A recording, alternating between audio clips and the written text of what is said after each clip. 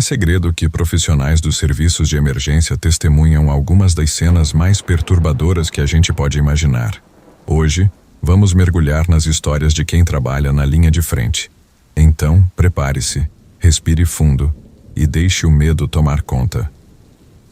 Eu tinha acabado de me formar como socorrista. Ainda carregava aquela inocência de quem acha que o trabalho seria basicamente atender acidentes na estrada e infartos. A gente se engana achando que está preparado, que os treinamentos e os bonecos de plástico vão dar conta do recado. Mas existe um abismo entre treinar para estancar um ferimento e ver alguém sangrando por 29 facadas. O chamado chegou pouco depois das 3 da manhã. Violência doméstica, local já liberado pela polícia. Lembro daquela frase na comunicação como se tivesse grudada na minha cabeça. Área segura, uma mulher em estado crítico, agressor detido. A madrugada estava escura pra caramba. Meu colega Vicente tinha quase 15 anos na função e ficou calado durante todo o caminho. Ele sempre fazia isso. Só dizia alguma coisa quando via o que nos esperava dentro da casa. Nunca vou esquecer o cheiro. Aquele cheiro de sangue fresco misturado com água sanitária e madeira velha. Era como se a casa tentasse se limpar, mas não conseguisse apagar o que aconteceu. A vítima tinha 29 anos. Uma menina, praticamente, branca como papel e largada no meio da sala como uma boneca jogada fora. Camila era o nome dela. 29 facadas, uma para cada ano de vida. A faca ainda estava enfiada no peito, o cabo sujo de sangue e impressões digitais. O namorado dela, um nóia magricela chamado André, a esfaqueou durante uma discussão por ciúmes de uma ligação. Que discussão! Me ajoelhei ao lado dela e vi que grande parte do sangue já tinha saído do corpo. Era como estar ajoelhado numa poça dela mesma. Ela estava se esvaindo, sumindo a cada segundo. A gente agiu rápido.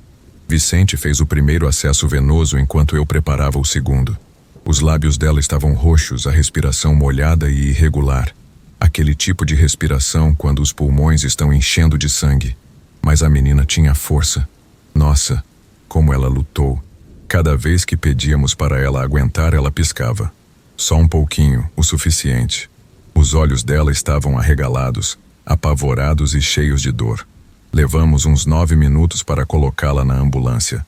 9 minutos escorregando no sangue, tentando não cair na sujeira, fazendo tudo o que podíamos enquanto a vida escapava dela gota a gota. E aí disparamos. Lembro da corrida mais que qualquer outra coisa. As sirenes cortando o silêncio da madrugada. Vicente passando os dados para o hospital. As luzes dentro da ambulância fazendo o sangue parecer roxo, tipo óleo, tipo piche. A Camila não respondia mais. O coração dela falhava, parava e voltava fraquinho, como alguém batendo de dentro de um caixão fechado. Coloquei litros de soro nela como se estivesse enchendo um balde furado. E mesmo assim a pele dela ficava cada vez mais fria, os dedos se curvando como flores murchando.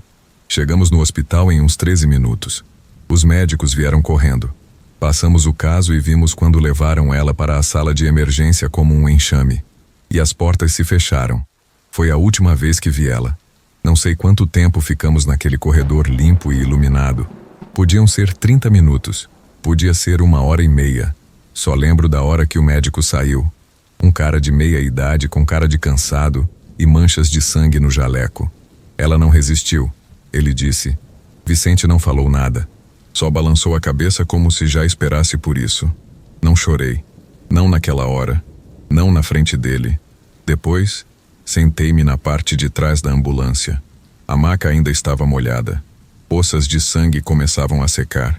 Grosso e lento, coagulando em montículos brilhantes pelo chão. Olhei os coágulos deslizarem com cada solavanco na estrada. Era como se a ambulância estivesse viva. O cheiro estava pior agora. O doce metálico do sangue velho misturado com látex e suco gástrico. Aquele cheiro impregnou em mim. Fiquei olhando minhas mãos durante toda a volta, e estavam vermelhas até os pulsos. E aí, pela primeira vez desde que vesti o uniforme, me perguntei se tinha errado de profissão. Ainda trabalho na área da saúde. Vi muita coisa desde aquela noite, mas esse atendimento é o que me assombra. Não porque ela morreu, mas porque ela não morreu na hora.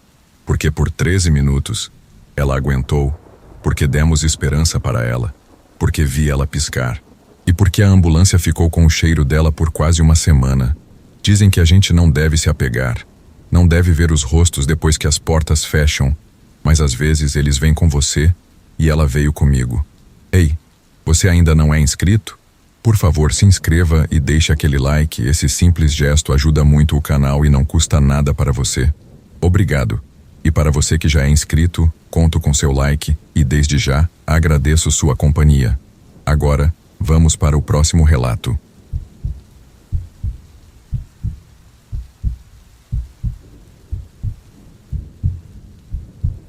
Era véspera de Ano Novo. O ar estava gelado e cheio de fogos. Eu era bombeiro voluntário e socorrista. Naquela noite, não estava bebendo nem festejando como todo mundo. Estava só tentando ficar acordado, aquecido e alerta, como sempre fazemos quando dá meia-noite e o povo começa a dirigir bêbado ou fazer besteira. O bip tocou, rasgando o silêncio da cidadezinha, avisando de um acidente de carro. Meu pai, que também era bombeiro voluntário, já estava calçando as botas quando me levantei para ir com ele. Enquanto ouvíamos o despachante falar o endereço, meu pai franziu a testa e me olhou. É o endereço do quartel. Nos entreolhamos por tempo demais antes de sair. Quando chegamos no quartel, tudo estava estranho. O estacionamento estava silencioso demais. Sem marcas de derrapagem, sem destroços, só um carro sozinho, faróis acesos no escuro, motor ligado, fumaça saindo no ar gelado. A porta do passageiro estava toda aberta e meio caída. Para fora do carro estava uma mulher jovem, uns 25 anos, desacordada ou morta, pendurada ali como uma boneca largada, os braços e pernas soltos em posições esquisitas. O cabelo dela estava encharcado com algo escuro e pesado. Uma poça se espalhava embaixo dela, ondulando de leve enquanto o sangue quente encontrava o asfalto gelado. Por um segundo, nenhum de nós se mexeu. Era como entrar num filme de terror ainda rodando. Aí o instinto tomou conta. Corri até ela, ajoelhei no sangue que começava a congelar.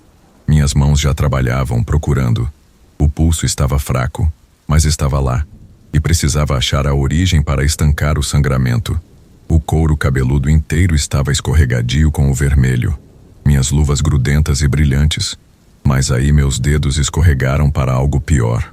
Um buraco limpo e fundo na base do crânio. Não era irregular como de uma queda. Era liso e proposital. Exatamente onde você colocaria uma bala se quisesse matar alguém. Estilo execução. Por um segundo, não consegui respirar. Meu cérebro congelou com a ideia. Alguém tinha chegado perto, talvez enquanto estávamos a poucos quarteirões, atirado e sumido.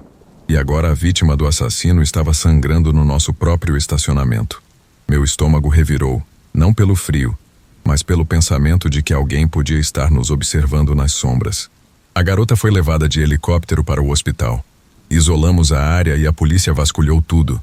Lanternas cortando o escuro como facas. Não tinha testemunhas, nem suspeitos, nem gritos. Só o barulho do motor ainda ligado e o silêncio de uma noite longa e amarga. Eu estava funcionando na base da adrenalina e medo por horas. Minhas mãos ainda tremiam quando meu pai e eu saímos para a casa dos meus tios, onde o resto da família estava reunida, bêbados, barulhentos e sem saber o que acabamos de ver. Achei que talvez conseguisse me misturar, pegar um prato de comida e fingir por um tempo que nada tinha acontecido. Mas no momento que entramos, fomos bombardeados com perguntas. O que aconteceu no quartel? Alguém bateu lá? Ouvi dizer que um bombeiro levou um tiro. É verdade? Pelo visto, alguém tinha postado nas redes antes mesmo de sairmos do local. Uma foto borrada, uma legenda mal feita, e os boatos viraram um incêndio. O Facebook já estava cheio de histórias, tiros, assassinatos, conspirações, e agora minha família estava desesperada por respostas. Estávamos sob ordens expressas. A investigação estava em andamento. Não íamos falar nada. E mesmo assim, cada segundo de silêncio só fazia as perguntas virem mais rápidas e mais afiadas. Eu estava exausto, tremendo, e eles queriam fofoca. E depois de uns 25 minutos desviando, evitando e educadamente tentando encerrar o assunto, eu explodi. Não lembro exatamente o que falei. Algo cruel, provavelmente algo áspero, e minha voz tremeu. A sala inteira ficou em silêncio depois, e me afastei. Mais tarde pedi desculpas, não porque eles mereciam, mas porque eu precisava me sentir humano de novo. Semanas depois, a investigação terminou. A garota não tinha levado um tiro, afinal. Ela tinha caído com força e quebrado a parte de trás do crânio na guia da calçada. Um terrível e trágico acidente. Mas de algum jeito, saber que não foi assassinato não ajudou. O corpo mole dela pendurado para fora do carro, o sangue acumulando em volta dela como tinta derramada no frio. E por horas, todos acreditamos que o assassino tinha estado bem ali onde guardamos os caminhões que salvam pessoas e que teríamos sido o alvo se alguém estivesse esperando por nós. Não foi um trauma no sentido normal da palavra, mas deixou uma marca do mesmo jeito.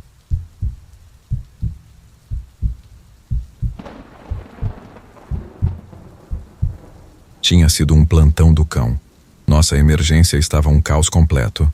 Monitores apitando, macas sendo empurradas para todo lado, e aquela tensão no ar que dava para sentir debaixo das luzes fluorescentes. Todos os 35 leitos ocupados, e ainda tinha paciente esperando no corredor, igual a um hospital de campanha. Era fim de tarde, e estávamos todos no último pingo de energia. Foi quando a central avisou. Helicóptero a caminho com trauma nível 1. Previsão de chegada em 17 minutos. O termo entrega a quente significava que nem iam desligar o motor. Eles passariam o paciente direto para a gente. Um código vermelho foi anunciado no alto-falante e a equipe começou a se mexer como se fosse automático. Enfermeiras de trauma calçando luvas rapidamente, um residente mastigando chiclete nervosamente e os técnicos de raio-x trazendo os aparelhos portáteis. Eu tinha acabado de fazer um eletro num cara com dor no peito quando escutei o grito inconfundível vindo do corredor. Não pelo sistema de som, mas de pulmões humanos mesmo, avisando que ela tinha chegado. O que apareceu virando o corredor parecia a primeira cena de um pesadelo. A equipe do helicóptero vinha correndo atrás de uma maca. A enfermeira do voo em cima da paciente, montada no peito dela, e fazendo massagem cardíaca como uma britadeira. A paciente parecia ser uma mulher de uns 32 anos. A parte de trás da cabeça dela estava partida como uma melancia madura demais. Cabelo empapado de sangue tão escuro que parecia preto. A pele dela branca, o tipo de brancura de quem não tem mais vida. E tinha um molejo no corpo que dava um nó no estômago da gente. Parecia que tinha morrido quilômetros antes de chegar até nós. Mas continuamos trabalhando. Compressões torácicas, intubação, soro, adrenalina. O peito dela subia e descia artificialmente com o ritmo mecânico da equipe de ressuscitação. Por uns 27 minutos, travamos uma verdadeira guerra contra a morte. Finalmente, um pulso apareceu, e todo mundo trocou olhares rápidos.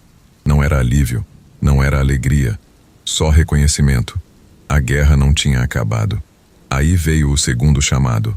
Um trauma pediátrico nível 2, chegando em 16 minutos. A sala congelou por um segundo.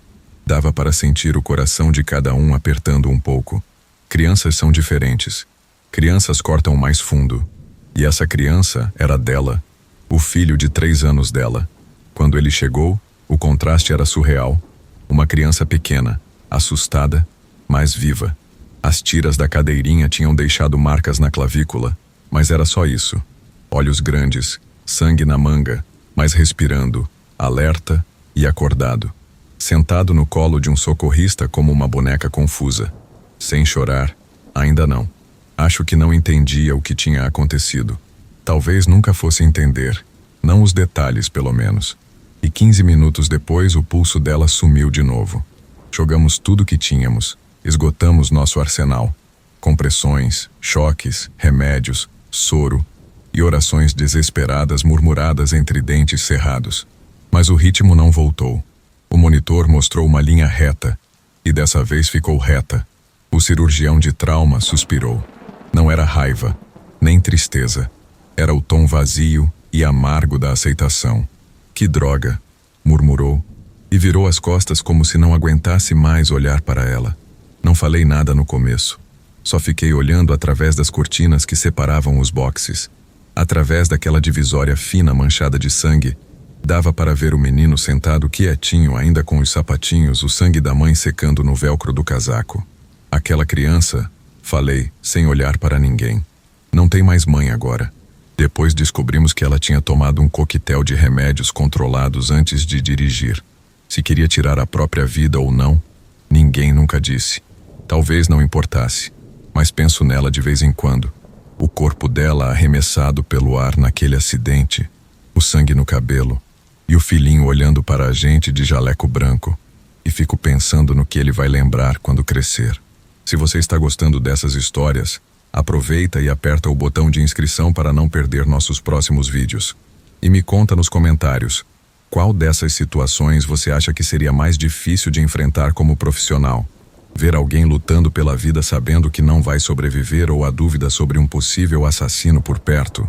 Sua opinião é muito importante.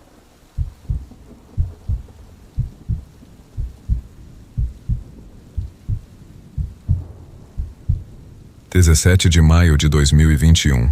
Uma data que ficou gravada na minha memória, feito cicatriz. Minha família enfrentou uma crise que nenhum de nós estava preparado para lidar. Minha avó de 78 anos, que lutava contra a demência há anos, estava tendo um surto psicótico. Eu já tinha visto ela confusa ou agitada antes, mas isso era completamente diferente. Uma tempestade explodindo dentro dela, saindo em gritos, movimentos violentos e um olhar vazio assustador. Nenhum de nós, eu, minha mãe, meu irmão, era da área de saúde. Não éramos enfermeiros, terapeutas ou psicólogos. Não sabíamos como ajudar ela direito. A única opção que pensamos foi chamar o 190. Foi uma decisão desesperada, mas achamos que estávamos fazendo o certo. Imaginamos que mandariam alguém treinado para lidar com situações assim, alguém que pudesse realmente ajudar. O guarda municipal chegou às 7:30 da noite em ponto. Já estávamos na porta, balançando o peso de um pé para o outro e trocando olhares nervosos. Quando ele bateu, a voz dele ecoou forte e autoritária. Guarda municipal, podem sair, por favor? Abri a porta com cuidado e disse, por favor, tenha cuidado. Ela não está normal. Minhas palavras tinham um pedido silencioso. Ajude ela. Por favor, não machuque ela. O guarda entrou, as botas pesadas contra o piso de madeira. Nem tinha chegado na sala quando parou de repente, os olhos fixos na minha avó. Ela estava na cozinha, segurando uma faca, não como uma arma, mas como se fosse uma âncora com a realidade. As mãos dela tremiam, o rosto marcado pelo medo e confusão, e os olhos correndo pela sala, sem conseguir focar. O guarda a mandou soltar a faca. Minha avó pulou assustada com a agressividade repentina. Ele continuou gritando para ela largar aquilo agora, cada vez mais alto, e a mão dele foi instintivamente para a arma. Meu irmão soltou um gemido de susto atrás de mim, agarrando meu braço. Ficamos parados no lugar, paralisados pelo pesadelo que estava se desenrolando. Nenhum de nós ousou interferir. Tínhamos ouvido muitas histórias de gente que tentou ajudar e acabou sendo confundida com ameaça. Em vez disso, ficamos parados e tremendo enquanto a situação piorava rapidamente. Minha avó não avançou para o guarda, nem parecia entender o que ele falava. Continuava segurando a faca, mas o aperto era fraco, quase como se tivesse esquecido que estava com ela na mão. Para nós, ela estava confusa, uma senhora assustada e frágil. Para ele, era uma ameaça. Os segundos seguintes aconteceram num borrão. Sem aviso, o guarda levantou a arma. O barulho ensurdecedor de 3 tiros quebrou o ar. O tempo pareceu parar enquanto minha avó caía, o corpo desabando no chão com um baque que embrulhou o estômago.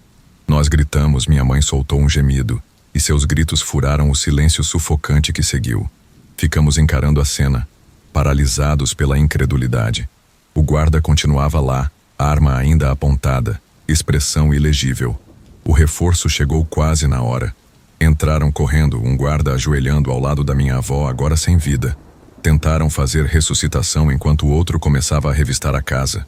O guarda que atirou recuou, guardando a arma. Minha mãe perdeu o controle, avançando para cima dele com uma fúria que nunca tinha visto antes, gritando que ele tinha matado ela. Gritava, a voz quebrando. Um policial segurou os braços dela, impedindo-a enquanto lutava contra ele, lágrimas escorrendo sem parar. Os paramédicos declararam minha avó morta antes mesmo de chegar no hospital. 3 tiros tinham obviamente tirado a vida dela. O promotor classificou os disparos como justificáveis, citando a percepção de ameaça pelo guarda. 2 meses depois, ele voltou ao serviço como se absolutamente nada tivesse acontecido. A injustiça era como sal numa ferida aberta. Entramos com um processo contra a prefeitura. Depois de meses de batalha judicial, chegamos num acordo de 2.800.000. Era dinheiro de sangue, nada mais. Um gesto vazio que jamais poderia trazer ela de volta ou apagar o que vimos. Quase 4 anos se passaram desde aquele dia, e se fecho os olhos, ainda posso reviver cada momento. A imagem da minha avó, frágil e confusa, sendo abatida na própria cozinha, e o rosto daquele guarda é o que alimenta meus pesadelos. Nunca vou perdoar ele. Espero que carregue a memória do que fez pelo resto da vida, assim como nós carregamos.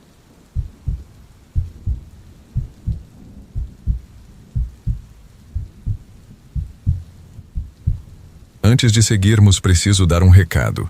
Quer ter acesso antecipado aos relatos do canal e conteúdos exclusivos? Basta tornar-se membro por apenas R$ 2,99 mensais.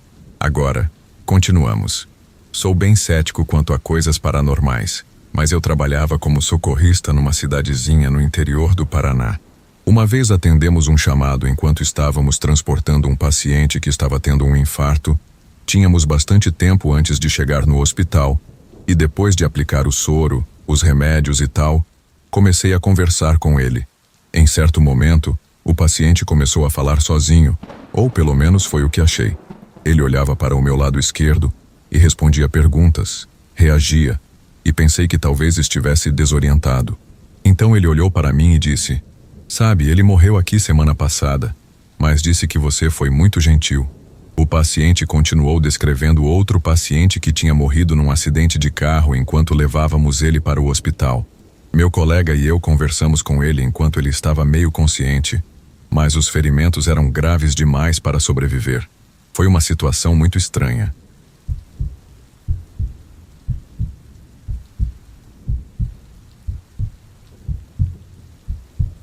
Trabalho numa central do 190 numa cidade pequena do interior. Trabalho à noite e quase nunca é agitado durante os plantões. Tem várias portas trancadas que precisam de crachá para passar antes de chegar no centro. Uma noite, eu e outros 2 atendentes estávamos conversando e matando o tempo às 3 da manhã, quando eles acharam que viram alguma coisa passando pelas janelas grandes do centro que dão para o corredor. Eu estava olhando para o outro lado, então não vi nada e sinceramente achei que estavam tirando onda da minha cara.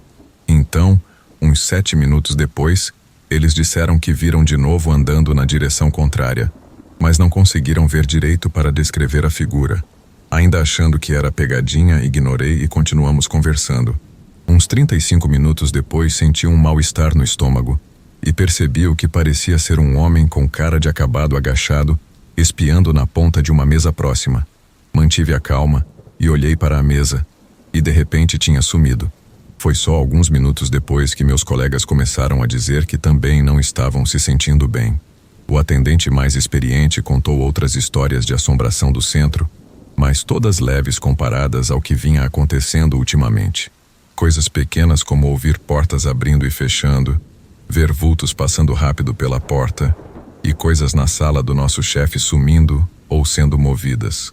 Fui ao banheiro mais tarde naquela noite, e a porta tinha um armário que tenho certeza de que estava fechado e trancado, mas estava completamente aberto. Quando saí do banheiro, vi uma figura no canto do olho perto da porta da cozinha. Tinha cabelo castanho e barba sobre uma jaqueta verde e cara ensanguentada. Sinceramente, naquela hora, simplesmente desviei o olhar e passei meu crachá para voltar para o andar de cima, e fechei a porta com força atrás de mim. Pouco tempo depois, uma transmissão veio pelo rádio nos nossos fones. Foram uns 12 segundos de respiração pesada e grunhidos. Foi a primeira vez que isso aconteceu na minha carreira como atendente. Desde então, as luzes acendem sozinhas várias vezes durante a noite. Portas que estavam fechadas aparecem abertas, e ouvimos portas batendo e abrindo com força. O prédio às vezes tem cheiro de esgoto ou coisa podre durante a noite. Ouvimos risadas vindas do porão e recebemos outras transmissões estranhas pelo rádio que perguntam: "Você está aí? E por favor, volte." A pior coisa, porém, é a sensação de enjoo que sentimos no estômago e continuamos vendo a figura passando rápido pela janela que dá para o corredor. Do nada, um dia, outro atendente mostrou a foto de uma pessoa e perguntou se parecia familiar para mim. Era exatamente igual ao cara que vi, exceto pela jaqueta verde. A foto era de um homem que tinha sido assassinado décadas atrás, a poucos quarteirões do nosso prédio. O que podemos fazer nessa situação? Se fosse só nossa equipe vendo essas coisas, seria uma coisa, mas outros atendentes de turnos diferentes também relataram coisas parecidas sem ninguém ter perguntado antes. A atividade está ficando mais frequente e fazendo coisas cada vez mais notáveis. Enquanto as coisas continuam, na verdade, têm ficado cada vez mais intensas. Também começamos a ouvir passos, não só no corredor, mas também no sótão em cima de nós. As torneiras começaram a ligar sozinhas, e as descargas dos banheiros disparam quando estamos por perto. Também ouvimos gemidos e gritos femininos que parecem alguém com muita dor. Também tem estrondos altos tipo bombas em direções diferentes pelo prédio durante a noite. Quando ouvimos algo e checamos as câmeras na nossa telinha, geralmente não funcionam na área de onde vem o barulho. Geralmente voltam a funcionar mais ou menos 1 hora depois que os barulhos param. Outras vezes passamos pelas câmeras e ouvimos alguém falando, rindo, gemendo, ou até o barulho de metal batendo. O importante de notar nessa situação é que normalmente somos só 2 e um de nós tem que ficar no centro o tempo todo, e não pode sair da sala para ir na cozinha ou no banheiro até que o outro volte. Isso significa que não poderia ser seu parceiro ligando a torneira, rindo pelo corredor, ou qualquer outra das muitas coisas estranhas que tem acontecido no prédio. Meu colega e outro atendente que trabalha no turno oposto afirmaram que viram a figura várias vezes. Pediram para o outro atendente descrever o que viu, e a descrição dele bate com a minha quase exatamente.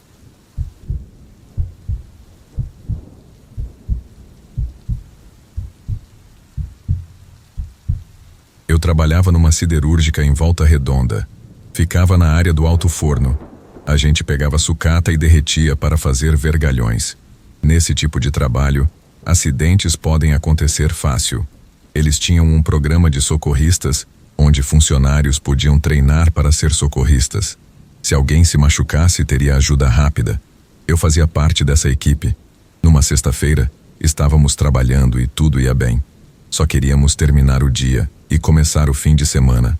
Por volta do meio-dia, comecei a ver pessoas correndo lá fora com cara de preocupadas. Assim que notei isso, meu rádio tocou. Todos os socorristas para o pátio ferroviário. Seguindo todo mundo, nos encontramos perto do trem parado perto do prédio. Embaixo dele estava um homem, ou a maior parte dele. Não sabemos como aconteceu, mas de alguma forma ele foi pego embaixo do trem em movimento e teve as pernas cortadas. Estava em choque total, sem gritos, sem pânico, sentado com os braços atrás da cabeça como se fosse tirar um cochilo. Ele teve sorte. Teria sangrado até morrer, mas um socorrista já estava perto e viu acontecer. Ele colocou o torniquete e salvou a vida dele, parando o sangramento. As pernas dele estavam num estado terrível. Conseguimos que os paramédicos chegassem até ele e ajudamos a colocá-lo com cuidado na maca. Ele estava no telefone com a família o tempo todo, novamente calmo, como se nada tivesse acontecido. Colocaram ele na ambulância, a perna dele ainda atrás de mim, e fiquei entre ele e a perna para tentar mantê-lo calmo. Perguntei aos paramédicos se queriam a perna, e eles meio que só disseram, acho que sim, e seguraram um saco plástico aberto. Peguei a perna, coloquei no saco, mas todos sabíamos que ela não voltaria para o lugar. As 2 pernas estavam perdidas. Pelo que sei, ele ainda está vivo, e não trabalho mais lá.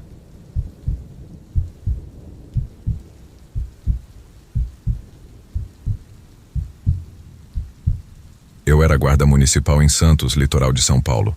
Sendo sincero, nunca gostei muito do meu trabalho. Nunca quis ser guarda. Só virei um porque não passei em nenhuma das faculdades que queria. Achei que ser guarda seria uma boa opção, já que eu era atlético. Jogava em vários times no colégio e ia na academia todo dia. Todo dia no trabalho era a mesma coisa, menos aquele dia. Em outubro de 2019, quando a pandemia estava só começando, eu estava na viatura quando chegou um chamado sobre um cara com um martelo na mão, gritando e atacando outro homem num parque. Disseram que pessoas tentaram intervir e parar o homem, mas não conseguiram. Foi quando decidi atender o chamado porque estava perto do parque na hora. Enquanto ia para o local, recebi informações pelo rádio que um homem agora estava num beco perto do parque e tinha um pedaço de pau pegando fogo na mão. Fui dirigindo mais devagar porque o cara podia estar em qualquer lugar. Então vi ele aparecer numa esquina com o pau em chamas na mão. Abri a porta de longe e gritei: "Guarda municipal, pare!" Infelizmente não adiantou, e ele me xingou. O que aconteceu depois eu podia ter evitado facilmente. Avancei com o carro e esqueci de fechar a porta. Enquanto gritava de novo para ele parar, ele começou a correr na direção do carro com o pau em chamas nas mãos. E quando chegou no carro, jogou o pau para dentro. Na hora pulei para o banco do passageiro e atirei várias vezes nele, mas nenhum tiro acertou.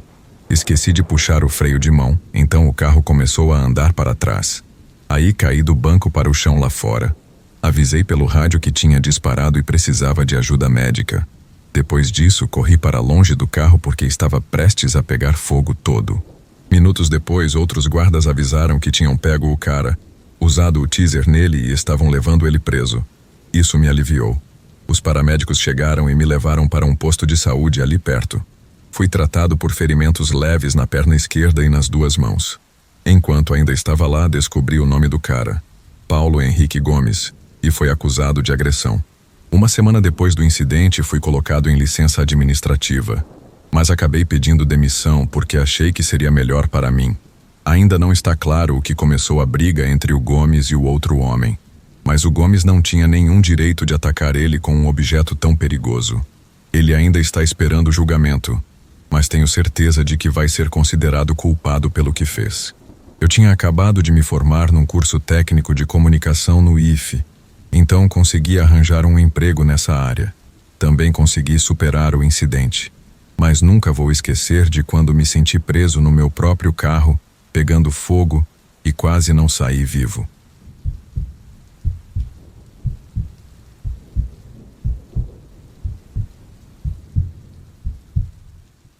Essa história me foi contada por um amigo que trabalhava como atendente do 190. Por mais de 20 anos, ele morou numa parte bem isolada de Minas Gerais. É tranquilo, e a maioria das pessoas da comunidade se ajuda. É bem diferente da cidade turística que eu chamo de lar. Numa noite bem gostosa do verão passado, meu amigo Gustavo me mandou mensagem dizendo que ia fazer uma fogueira no quintal enorme dele. Fazia um tempo, não muito antes dessa noite de diversão, que ele tinha saído do trabalho no 190 para pegar algo menos estressante. Pegou um trabalho operando empilhadeira numa fábrica da região. Foi por causa do novo emprego que ele teve que adiar qualquer plano real para o verão. O 7 de setembro já tinha passado, e ele morava tão longe da cidade que podia até brincar com alguns fogos de artifício que tinha guardado na garagem. Então, ele fez uma noite especial.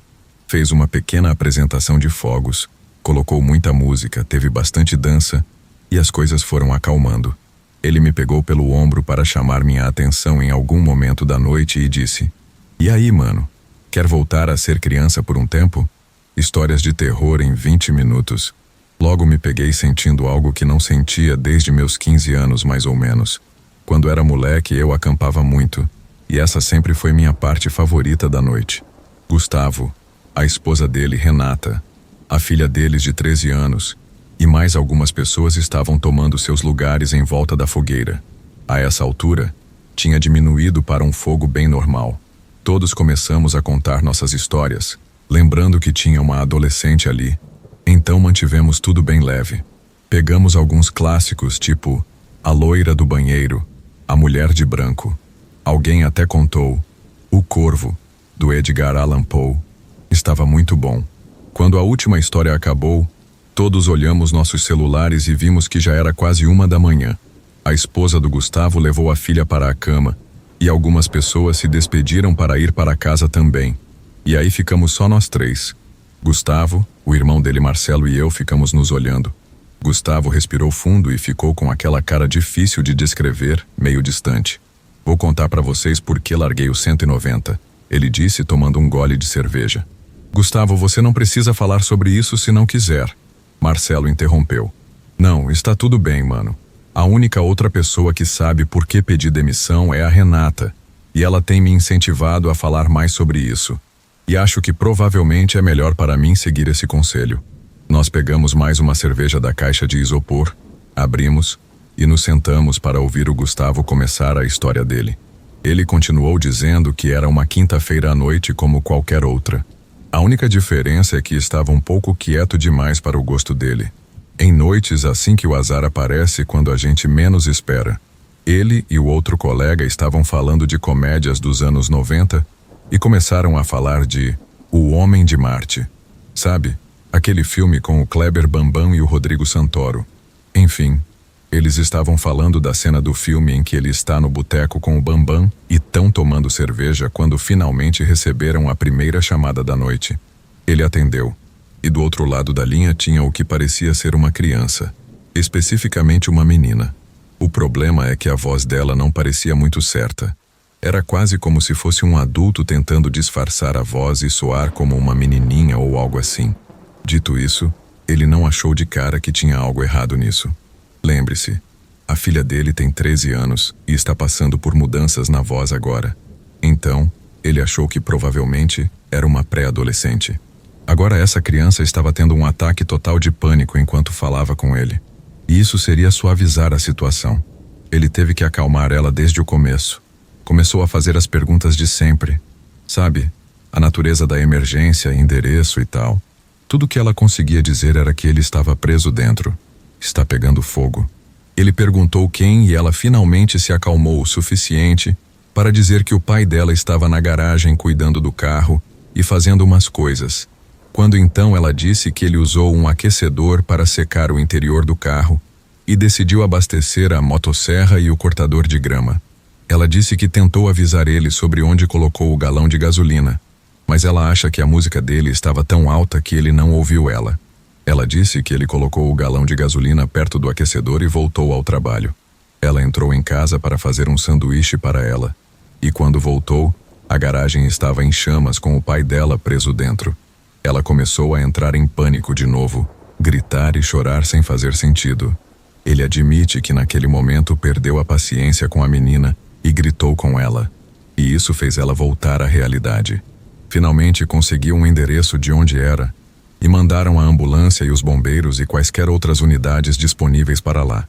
Pediu que ela ficasse na linha com ele e avisasse quando eles finalmente chegassem para que pudessem desligar conforme o protocolo. Nesse ponto, Gustavo toma um gole de cerveja e muda a expressão para algo entre raiva e nojo.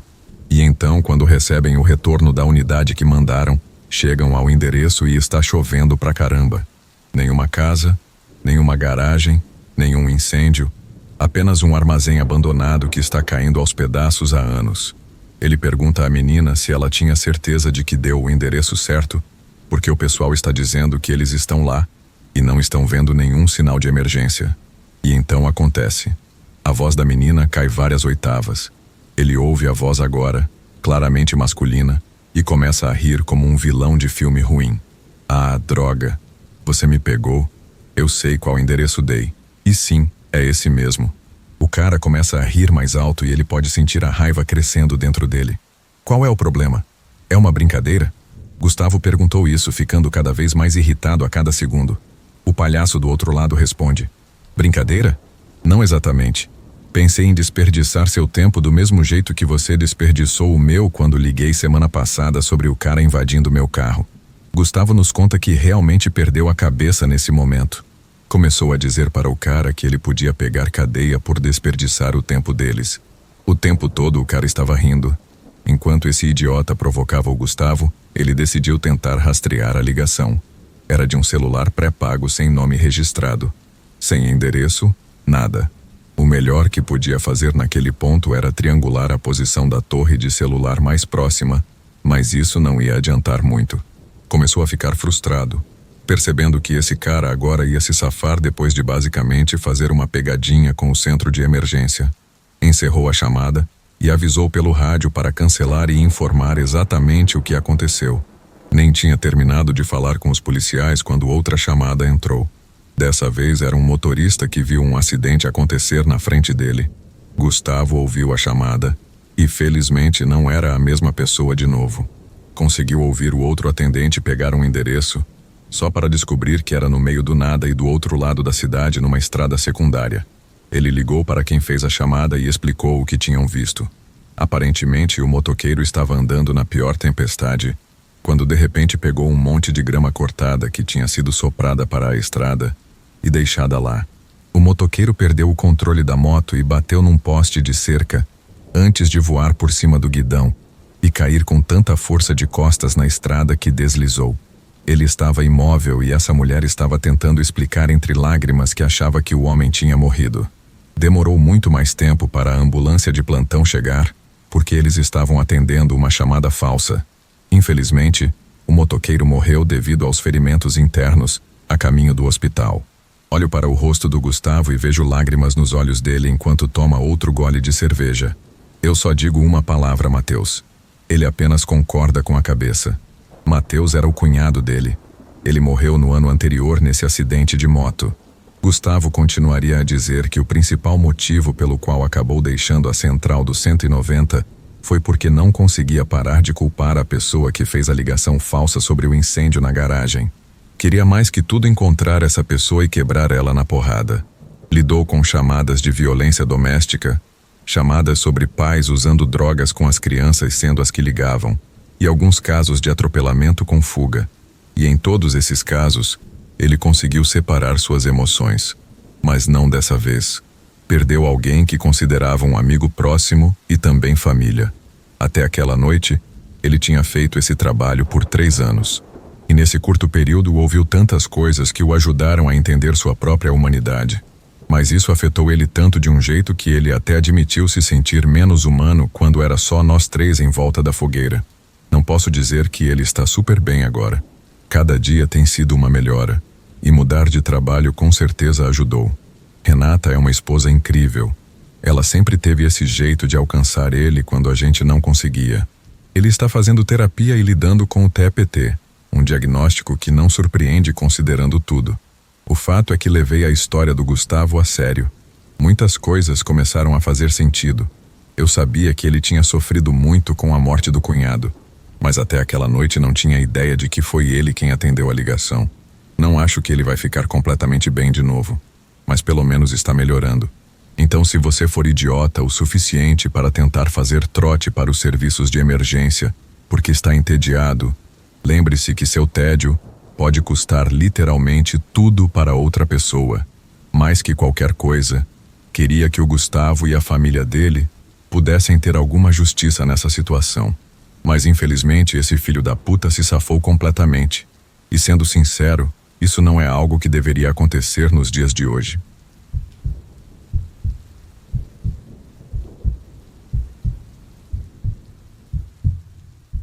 Durante a maior parte da minha vida, trabalhei como delegado em Minas Gerais.